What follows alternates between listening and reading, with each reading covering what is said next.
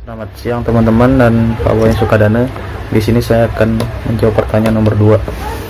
Nah, pertanyaannya ini, Mary merencanakan menu makan sepanjang minggu untuk keluarganya, sedangkan Fred berbelanja setiap hari. Mana yang cenderung menghasilkan makanan yang lebih bervariasi? Dan apa sebutan efek ini?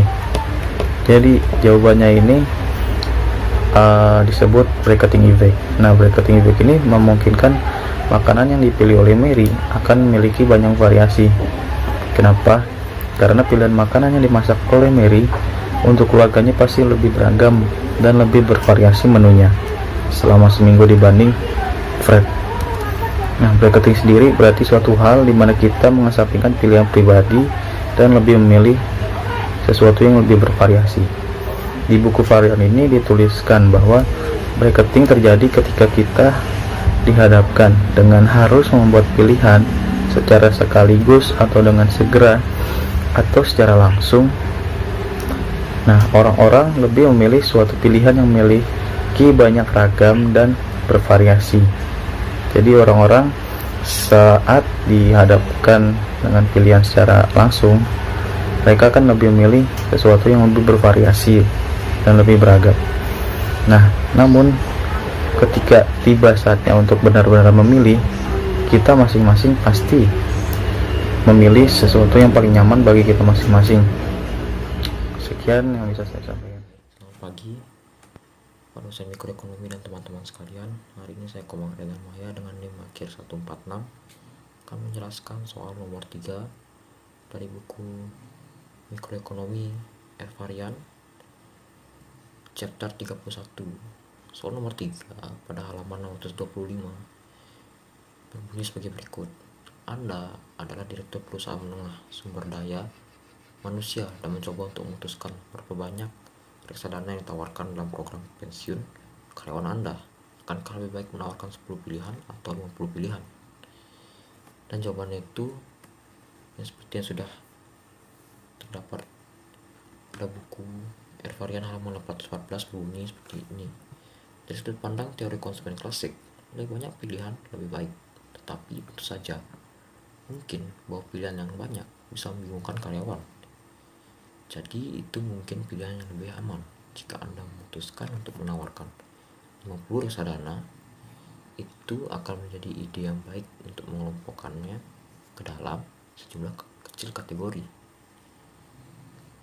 Penjelasannya bisa dijelaskan melalui halaman 590 buku Intermediate Microeconomic with Calculus karangan R varian dengan materi Too Much Choice. Pada bagian buku tersebut dijelaskan bahwa dalam teori konvensional berpendapat bahwa lebih banyak pilihan lebih baik. Namun, klaim ini mengabaikan biaya membuat pilihan. Di negara-negara yang makmur, konsumen dapat dengan mudah kewalahan karena pilihan membuat mereka sulit untuk sampai pada suatu keputusan. Hal ini dibuktikan dalam suatu percobaan. 2 peneliti pemasaran membuat gerai sampel untuk selai di supermarket. Satu gerai menawarkan 24 rasa, dan satu lainnya hanya menawarkan 6 rasa. Lebih banyak orang berhenti di layar yang lebih besar. Tetapi secara substansial, lebih banyak orang benar-benar membeli selai pada layar yang lebih kecil. Lebih lanjut, pilihan tampaknya menarik bagi pembeli, tapi banyaknya pilihan dalam tampilan yang lebih besar tampaknya membuat konsumen sulit menentukan keputusan. Dari sini kita bisa tahu bahwa pilihan yang banyak menurut teori konvensional tentunya sangat baik. Tetapi banyaknya pilihan atau varian tentunya mampu membuat konsumen rasa kewalahan atau kebingungan dalam mengambil suatu keputusan. Sehingga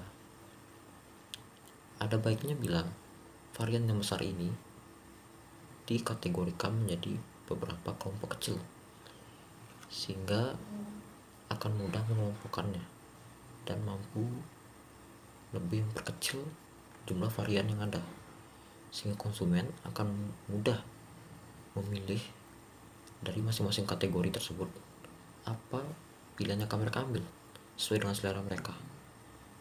Hal ini tentunya sangat bermanfaat bagi konsumen karena sedikitnya varian akan membuat mereka lebih mudah dalam menentukan pilihan.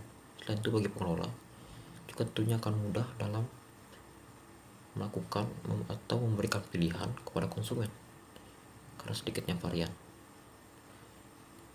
Ini adalah kunci untuk membuat konsumen tidak mengalami kebingungan dalam menentukan keputusan.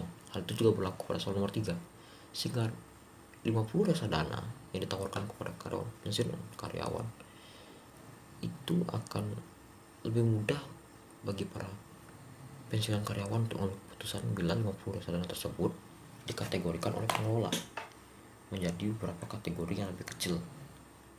Sekian penjelasan dari saya, terima kasih.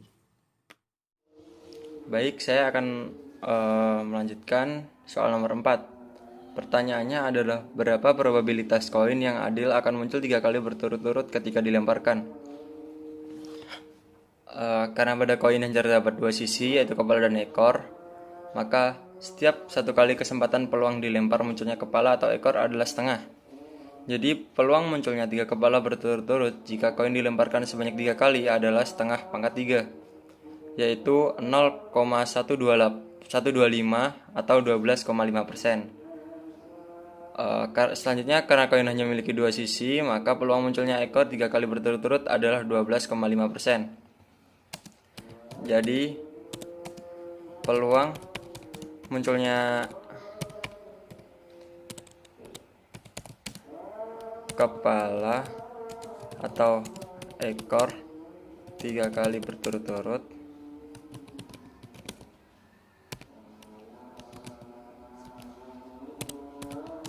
adalah 12,5 ditambah 12,5 sama dengan 25%.